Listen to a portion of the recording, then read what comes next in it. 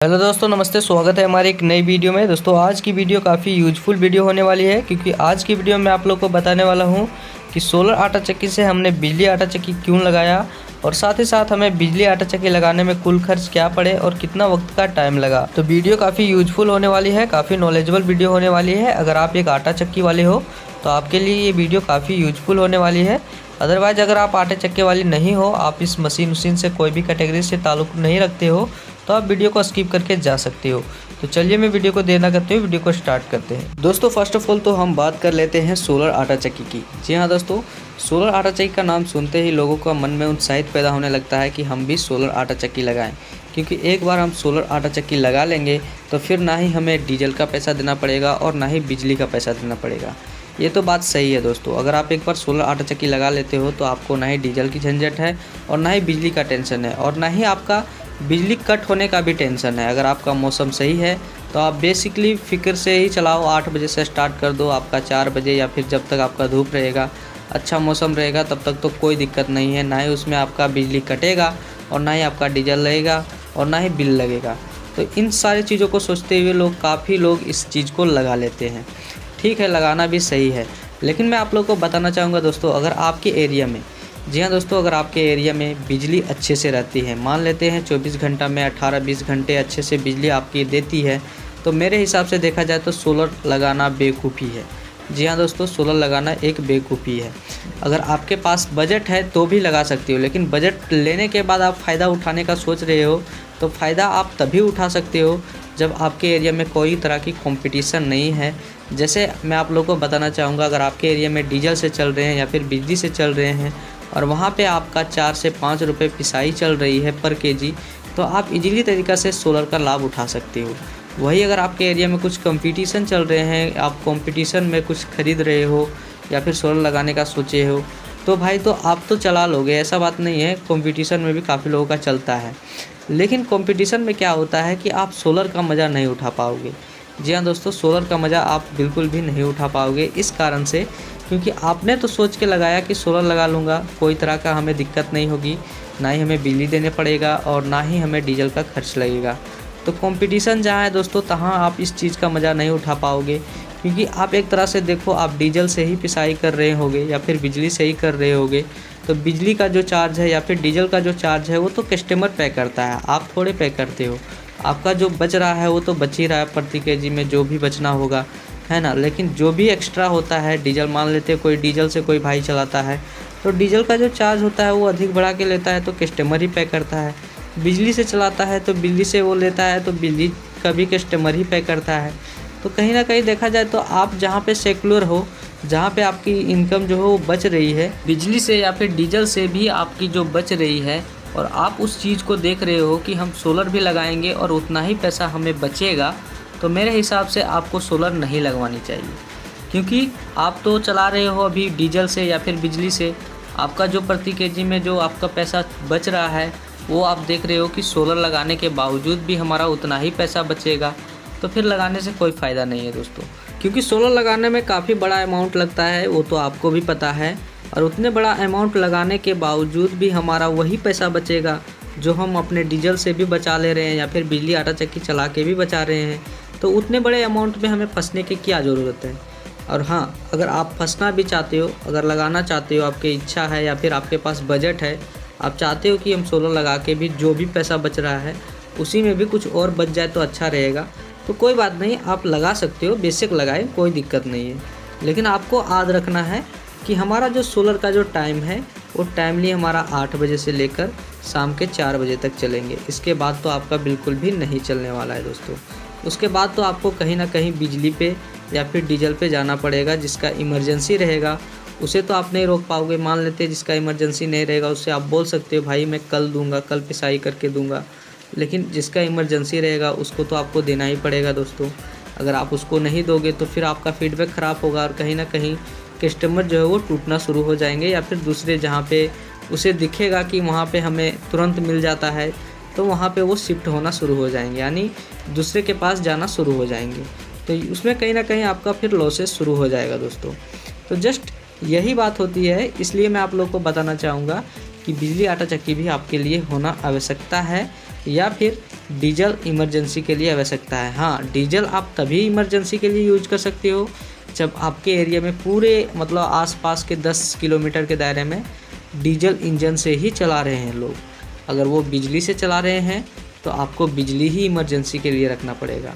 अगर ध्यान से सुनिएगा, अगर आपके एरिया में बिजली से चल रही है तो आपको बिजली ही इमरजेंसी के लिए रखना पड़ेगा अगर आप सोलर लगा रहे हो तो। और आपके एरिया में अगर डीजल इंजन से ही चला रहे हैं लोग और आप इमरजेंसी के लिए डीजल इंजन रखना चाहते हो तो डीजल इंजन भी रख सकते हो दोस्तों। तो इसमें कोई दोहरी वाली बात नहीं है। अब हम बात कर लेते हैं दोस्तों कि आखिरकार हमने क्यों अपना जो सोलर सिस्टम था उसे बिजली आटा चक्की में क्यों कन्वर्ट किया, क्योंकि ये काफ़ी लोगों का इंतज़ार होगा। तो सारा डाउट मैंने आप लोगों को कुछ क्लियर ही कर दिया और बाकी जो बचे हैं मैं आगे आप लोगों को बता रहा हूँ। जैसा कि मैं आप लोगों को बताना चाहूँगा दोस्तों, हमारा जो सिस्टम चलता था वो पहले डीजल इंजन से चलता था। आप लोगों को पता होगा, जो पिछले पुराने वीडियो से फॉलो करते आ रहे हैं उसे अच्छे से मालूम होगा। तो डीजल इंजन से चलती आ रही थी। जब हमने सोलर को अपग्रेड किया उस टाइम क्या था कि हमारे एरिया में बिजली बिल्कुल भी ऐसा रहता था कि मतलब 24 घंटे में पकड़ लो कि आप 10 घंटे, 8 घंटे, 12 घंटे इस तरह से कुछ बिजली रहती थी और बहुत ज़्यादा कटौती भी हुआ करती थी। और देखा जाए तो कभी बारिश वगैरह या फिर थोड़ा बहुत आंधी तूफान आए तो क्या होता था कि 2 दिन 3 दिन तक बिजली गायब हो जाती थी। तो काफ़ी दिक्कतें थी उस समय। हालांकि अभी तो सुधार हो गया। तो उस टाइम क्या था कि उस सिचुएशन को देखते हुए हमने जो है अपना सोलर मोटर लगाया ताकि हमें कोई तरह की दिक्कत ना हो। बाकी इमरजेंसी की बात रहेगी तब तक हमारी डीजल इंजन चलेगी, इसलिए मैंने सोच के वो टाइम में लगाया था। जब सोलर को मैंने लगाया तो 1 वर्ष के बाद, जी हाँ दोस्तों, 1 वर्ष के बाद जो है थोड़ी बिजली में सुधार आ गई। कुछ दिनों के बाद जो उसका सर्विस है वो स्टार्टिंग हो गया, जगह जगह पे पोल गड़ाना शुरू हो गया और बिजली की जो अच्छी होनी चाहिए वो हिसाब से उसकी जो वायरिंग है वो सारा चीज़ चेंज हो गया और 1 साल के अंदर अंदर अच्छी से बिजली रहना शुरू हो गया हमारे एरिया में। फिर दिक्कतें होने लगी। दिक्कतें ये होने लगी, तब तक तो दिक्कतें नहीं थी जब तक कोई बिजली वगैरह नहीं लगाए थे। लेकिन धीरे धीरे जब वहाँ से हमारे एरिया से बिजली जो है वो धीरे धीरे लग रहे थे, मोटर जहाँ तहाँ लग रहे थे, तो डीजल इंजन का जो समाप्ति है वो शुरू हो चुकी थी। तो बहुत दिन वेट करने के बाद, साल 6 महीने के बाद जो है वो डीजल इंजन हमारे एरिया से पूरी तरह से साफ़ हो गया। यानी कि उस पर कोई पिसाई नहीं कर रहा था, क्योंकि उसमें तो थोड़ा महंगा लग रहा था। अब बिजली वाले लग गए तो सारे सस्ते हो गए। तो क्या था कि हम तो सोलर से चला रहे थे तो हमें कोई दिक्कत नहीं पड़ती थी, लेकिन इमरजेंसी के लिए मैंने डीजल इंजन रखा था। लेकिन जब वो ना के बराबर चलने लगा तो मैंने उसको भी हटा दिया, क्योंकि मैंने सोचा कि उसका जगह खाली कर देते हैं ताकि और भी कोई चीज़ें हम ऐड कर सकें, दूसरा मशीन ऐड कर सकें। इस कारण से हमने वहाँ पे हटा दिया। अब क्या हुआ, इमरजेंसी वाली चीज़ें जो आने लगी, किसी को भाई को इमरजेंसी रहता था, मान लो कोई स्टूडेंट है या फिर किसी को घर में कोई बीमार है, वैसे व्यक्ति को आवश्यकता पड़ जाता था कि नहीं हमें तुरंत ही चाहिए। तो सोलर से आप नहीं चला पाओगे, क्योंकि सोलर का जो टाइम है वो 8 बजे से 4 बजे तक है। उसके बाद आपका बिल्कुल भी नहीं चलने वाली है। और ज़्यादातर आप लोगों ने भी देखा होगा, जो पिसाई होती है, गेहूं की जो पिसाई होती है वो शाम को ही आती है। मैक्सिमम लोग शाम को ही आते थे।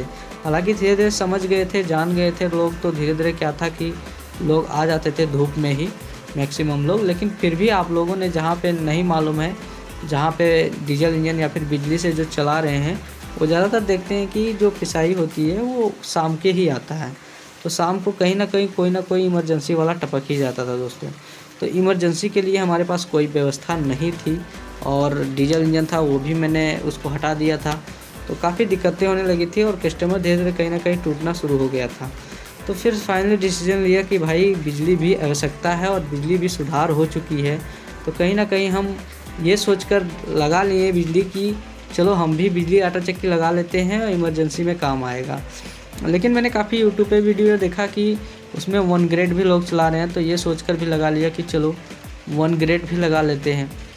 क्योंकि काफ़ी दिन हमने वेट किया कि बिजली शायद पहले के जैसा हो रहेगा, लेकिन ऐसा बिल्कुल भी नहीं हुआ। दिन पर दिन सुधार होता गया और आज 24 घंटा में लगता है कि 22 घंटा तो बिजली हमारे एरिया में रहती है दोस्तों। इसलिए हमने बिजली आटा चक्की को लगा लिया। और साथ ही साथ दोस्तों मैं आप लोग को बताना चाहूँगा कि इसमें मैंने 1 ग्रेड लगाने का सोचा है। पता नहीं क्या फॉल्ट हो गया है, कुछ BFD में थोड़ी सेटिंग्स की प्रॉब्लम्स हो गई है जिसके कारण से नहीं हो पा रही 1 ग्रेड। 1 ग्रेड ना भी हो तो कोई दिक्कत नहीं, लेकिन हमारे लिए इमरजेंसी बहुत ही इम्पोर्टेंट रखता था और ये इमरजेंसी के लिए हो गया है। अभी हम बिजली आटा चक्की से चला रहे हैं अपने आटा चक्की को, और साथ ही साथ इसमें अगर सेटिंग हो पाती है तो ठीक है। बहुत दिन हो गया है, पता नहीं कौन सा कारण से सेटिंग नहीं हो पा रही है। दोनों BFD में देखा जाए तो कुछ ना कुछ फॉल्ट ही है, और सेटिंग करवाने की मैंने बहुत कोशिश कर रहा हूँ। हो पाएगा तो ठीक है, अगर नहीं हो पाएगी तो दोस्तों मैं आप लोग को बता दूँ, आगे की भी अपग्रेड दूंगा। हो सकता है मैं इसको चेंजर लगा के थोड़ा चेंजिंग करने वाला सिस्टम बना दूँ। जब बिजली जाएगी तो सोलर में कन्वर्ट कर दूंगा, और सोलर से जब चलाना रहेगा तो सोलर से चलाऊंगा। इस हिसाब से चेंजर लगा दूंगा। अब दोस्तों हम बात कर लेते हैं मेन पॉइंट के ऊपर कि आखिरकार हमें जो बिजली आटा चक्की है वो लगाने में कुल खर्च क्या पड़ा और कितना वक्त का टाइम लगा। जी हाँ दोस्तों, ये काफ़ी लोगों का इंतज़ार होगा तब से। तो दोस्तों मैं आप लोगों को बता दूँ, ये डिपेंड पड़ता है आपके किलोवाट के ऊपर कि आखिरकार आप कितना किलोवाट का कनेक्शन करवा रहे हो, इसके हिसाब से चार्ज लगता है दोस्तों। तो हमने जो किलोवाट का कनेक्शन करवाया है वो 7 किलोवाट का कनेक्शन है, यानी कि 10 HP का सेटअप, यानी कि 10 HP की मोटर जो है वो मैं चला सकता हूं दोस्तों। उसके हिसाब से हमने जो कनेक्शन है वो करवाया है। तो 7 किलोवाट का जो कुल खर्च का जो हमें पड़ा है वो 90,000 पड़ गया दोस्तों। जी हाँ दोस्तों, ऐसे तो देखा जाए तो रेट जो है वो काफ़ी कम है, लेकिन कहीं ना कहीं लोग रिश्वत घूस लेते हुए कहीं ना कहीं उतना जो रेट है वो खींच लिए दोस्तों। तो ऐसे तो 90,000 मुझे पड़ गया है। बाकी आपके एरिया में कितना खर्च पड़ रहा है ये आप हमें कमेंट में बताइएगा, क्योंकि कहीं ना कहीं जगह जगह पे भी डिपेंड है, कहीं ना कहीं कम या फिर ज़्यादा लगता है दोस्तों। अब दोस्तों हम बात कर लेते हैं कि कितना वक्त का मेरा टाइम लगा। तो दोस्तों देखा जाए तो मैंने पैसा काफ़ी पहले दे रखा था, दिसंबर के ही महीने में दे रखा था, लेकिन उन्होंने क्या किया, कुछ दिनों के बाद अप्लाई किया। पैसा देने के बावजूद भी 15 दिन लेट कर दिया, 15 दिन के बाद ही वो अप्लाई किए, जिसके कारण कहीं ना कहीं 1 महीना उधर शिफ्ट हो गया। यानी कि 15 दिसंबर से लेकर आपको 15 जनवरी तक बिल्कुल भी गैप रहा, एक तरह से समझ लो।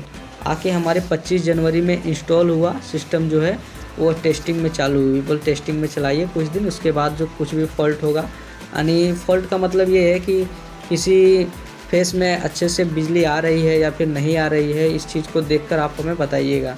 बाकी कोई दिक्कत होगी तो हम उसे सुधार कर लेंगे। इसलिए टेस्टिंग में कुछ चलाने दिए गए 15 से 20 दिन, फिर टेस्टिंग में मैंने चलाया। उसके बाद जो मीटर है वो फाइनली आज लग गया, यानी कि समझ लो कि हम 1.5 महीने लग गए दोस्तों, 1.5 से 2 महीने लग गए पूरे कनेक्शन करवाने में, और जो कुल खर्च है वो 90,000 रुपये मुझे पड़ गए दोस्तों। तो दोस्तों उम्मीद करता हूँ आप लोगों को ये वीडियो पसंद आई होगी, क्योंकि इस वीडियो में मैंने आप लोगों को बहुत ही अच्छे तरीक़े से और विस्तारपूर्वक बताने का प्रयास किया हूँ। साथ ही अगर कोई भी कमी रहा हो तो आप हमें बेशक कमेंट कर सकते हो, मैं उसका रिप्लाई देने का भरपूर प्रयास करूँगा। मिलते हैं किसी नेक्स्ट वीडियो में नेक्स्ट जानकारी के साथ, तब तक के लिए हमारे चैनल पर बने रहें। धन्यवाद दोस्तों।